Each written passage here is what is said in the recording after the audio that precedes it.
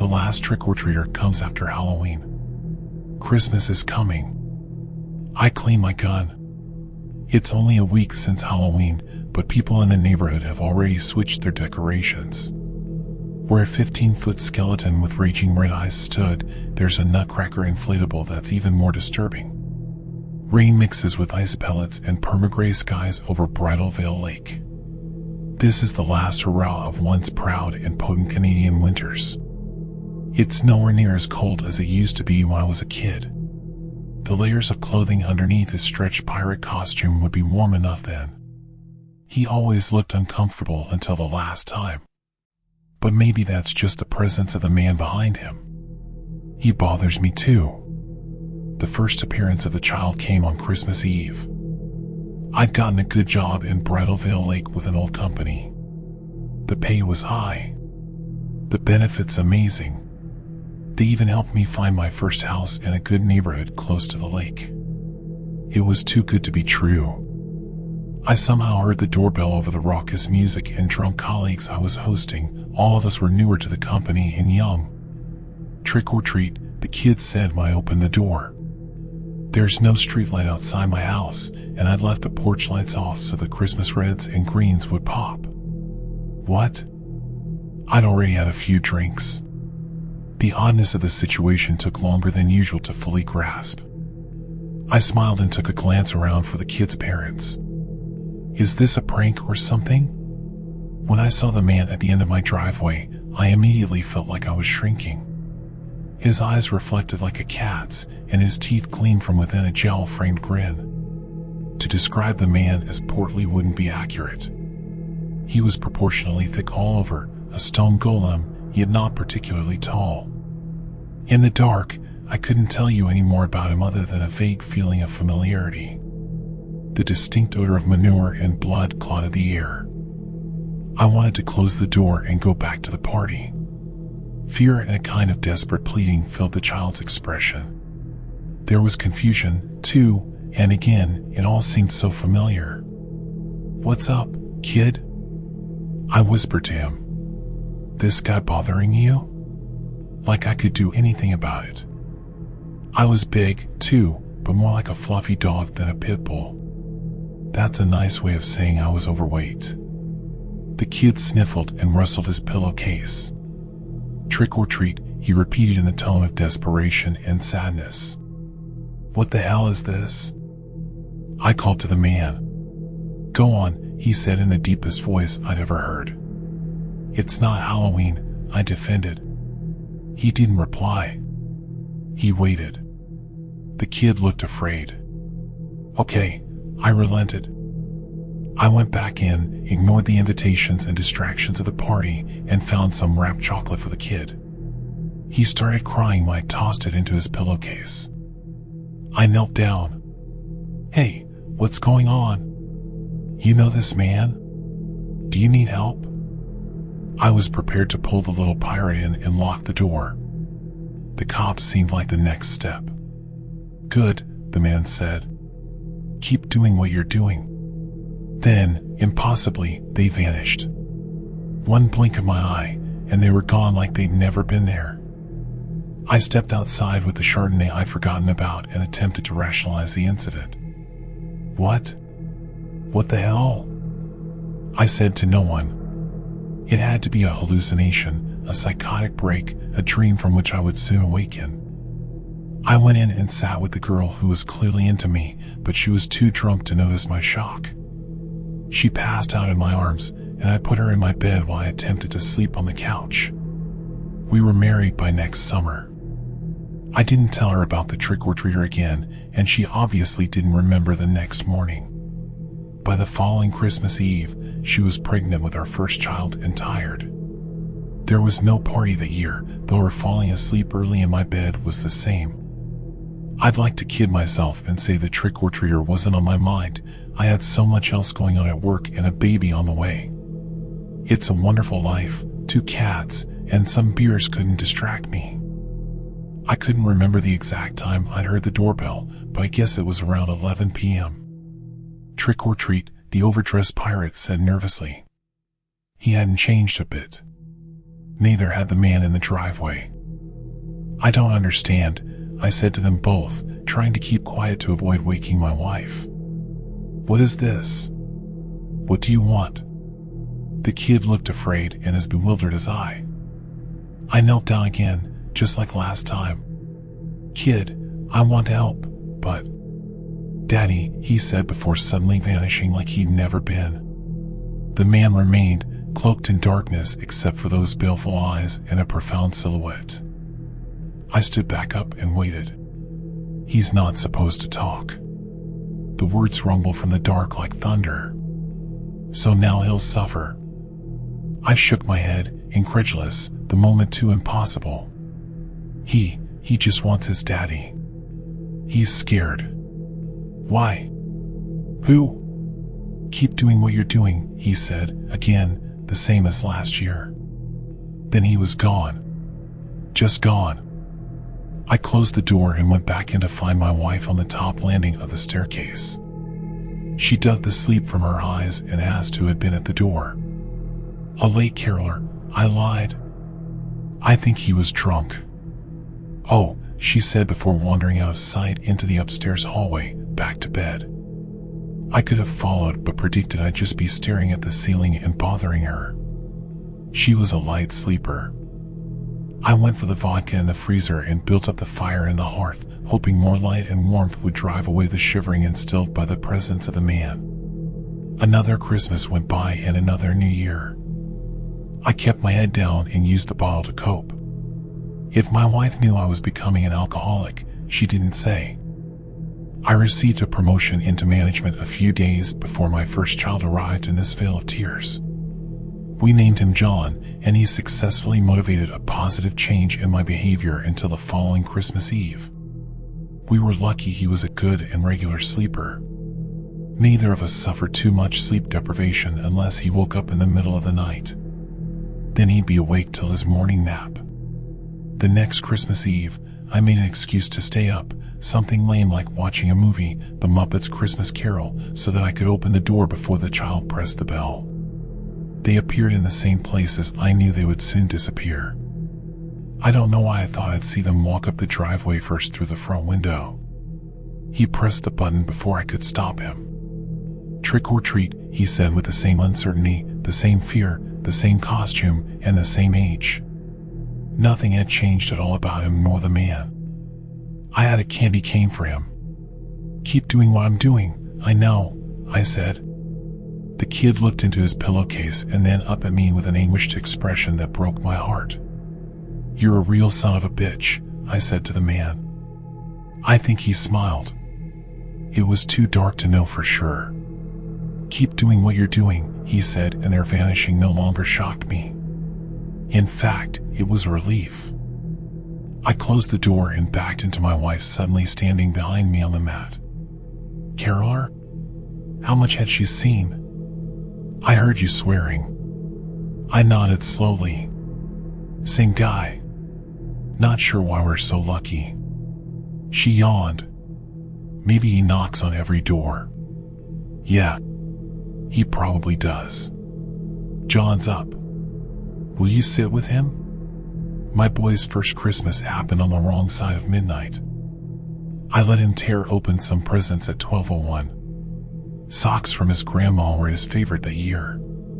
He snuggled with them and fell asleep in my arms while I rested in the chair, watching the embers die in the hearth and send smoky spirits up the flue. I tried to leave the treat on the porch the following year, hoping there'd be no repeat of the previous two. That didn't work though, and the doorbell rang anyway and woke everyone up, my wife included. I heard her scramble out of bed and pound along the hallway. I rushed to the door. I didn't want her to see. I'm not sure why. I opened the door, grabbed the candy from the mat and stuffed it into the kid's bag. Keep doing what I'm doing? Keep doing what you're doing, the dark giant agreed without cheer. Thankfully, they vanished as my wife entered the doorway. What the hell? The same guy? I shrugged. It wasn't a lie. I didn't have to lie this time. It was the same guy. Same kid too. Our son, miraculously, went back to sleep on his own. My wife and I had another drink. She read while I scrolled through Reddit on my phone. Next year had to be different. She'd find out the truth if it wasn't. I thought if I waited outside, then I could stop them from ringing the bell. The kid in the pirate costume looked so scared. Maybe I could help him? Get him away from the big man in the dark. Calling the police, finding other witnesses, telling my wife were all brief thoughts quickly dismissed by the need to handle this alone. How could I tell anyone about this without appearing totally crazy? So the most reasonable course of action was to buy a gun. The gun I cleaned traditionally on Christmas Eve each year.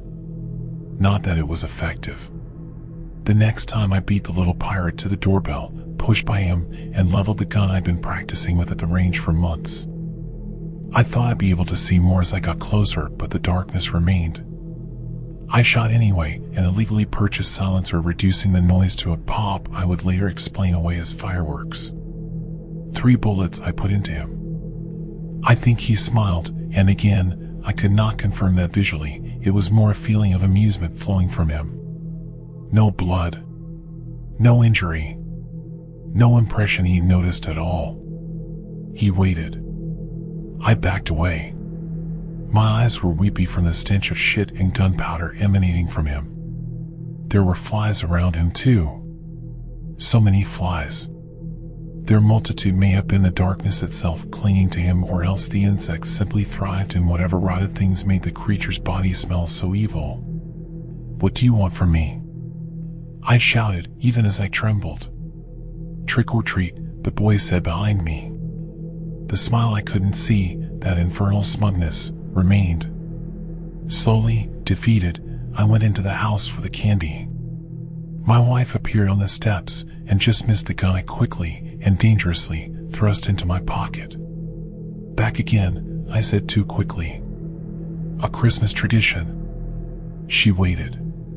Her expression demonstrated her disbelief. I retrieved a chocolate bar I'd left on the little table where I regularly dumped my keys. "What are you doing?" she asked calmly. I tried to chuckle, but it sounded fake. "He has a kid with him. Thought I'd give him a treat before they go bother the next." What was that noise? Noise? I heard shouting. Well, that was the caroler. I didn't hear singing. I wouldn't call it singing either. I tried to joke, wondering if she could see my trembling hands. I went for the door. "Where are you going?" Her tone was accusatory. "I told you, there's a kid." She came down the steps and reached for the door handle. "I've had enough of this." I grabbed her wrist and forced it away. Her expression turned to shock. "I told you what's happening," I said. My voice was deeper, alien. "I will handle it. Go back to bed." She wrenched away and glared as she retreated. When she rounded the final stair and disappeared into the hallway, I listened for the creak in the bed from her subtle weight. Then I opened the door. The kid waited patiently. The man who was anything but human continued to exude triumph. I gave the candy and waited for the inevitable. "Good," it said. "Keep doing what you're doing." I nodded and went inside almost before their sudden vanishing trick. One of its flies followed me to the freezer and my vodka. "Merry Christmas," I told my family when they found me on the couch. How merry is Christmas with a hungover dad? To say my wife was displeased would be an understatement. It was more than that. A distance had been created.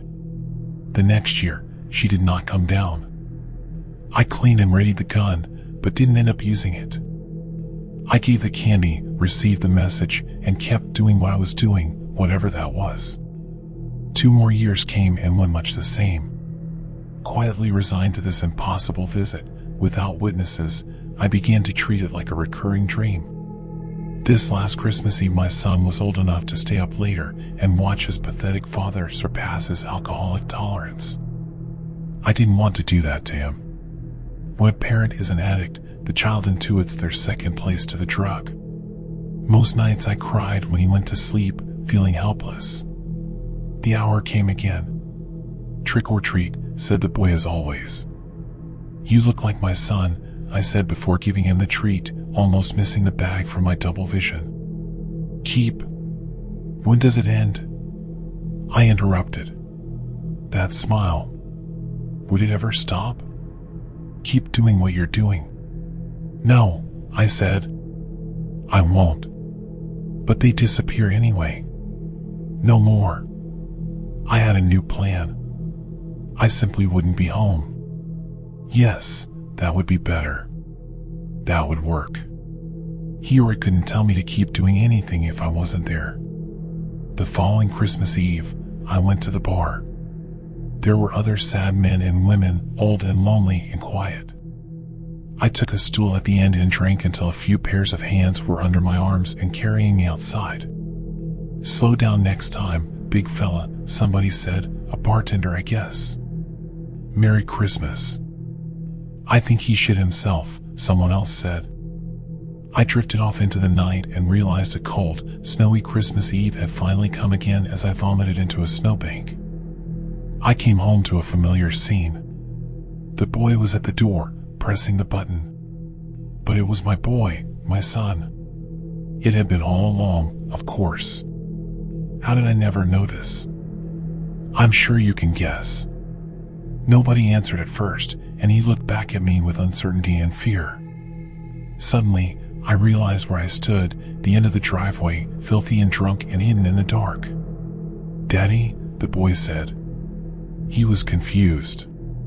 So was I, but I didn't want him to see me.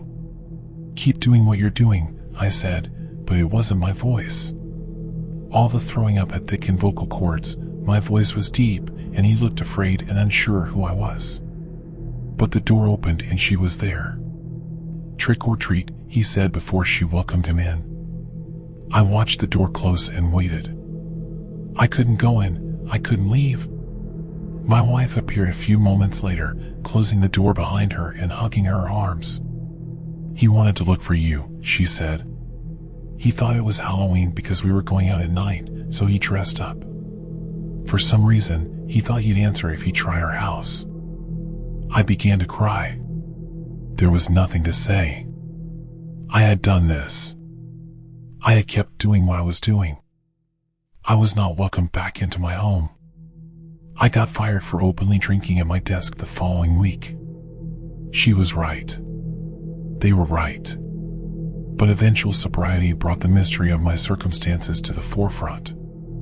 As I sat in the gorge, trying to sleep against a tree, swatting at flies the next warm December, I wondered what had done this to me. It hadn't started with me. It hadn't. There'd been someone, something else at the bottom of my driveway before I eventually stood there. Also, the boy had always been the same. I just didn't recognize him until my actual son came to the same age. So it couldn't have been him. It was some trick. I was undone by some flaw in my character. I admit that. But what thing noticed this flaw, exploited it, and destroyed me, and why? Other than my child and my wife, I never hurt anyone. I wouldn't have hurt them either if I hadn't answered the door on Christmas Eve. "I saw your ad. Please help me, Mr. Clariot. If you find anything in your investigation of Bridal Veil Lake, please tell me. I'll never get my family back, but maybe I can, at least, find some peace of mind. Thank you."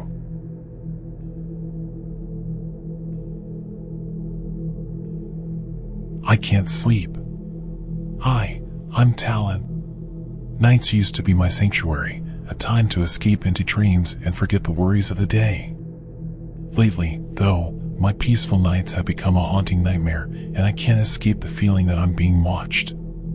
It all started about a week ago, during a stormy night. Rain hammered against my window, and thunder echoed through the darkness. Lightning painted eerie shapes on my bedroom walls. Wrapped in my blanket, I tried to ignore the unsettling atmosphere, but that's when it began, a low, guttural growl emanating from the shadows of my room. At first, I chalked it up to the storm, dismissing it as a figment of my imagination. But as the nights passed, the growl persisted, growing louder and more menacing.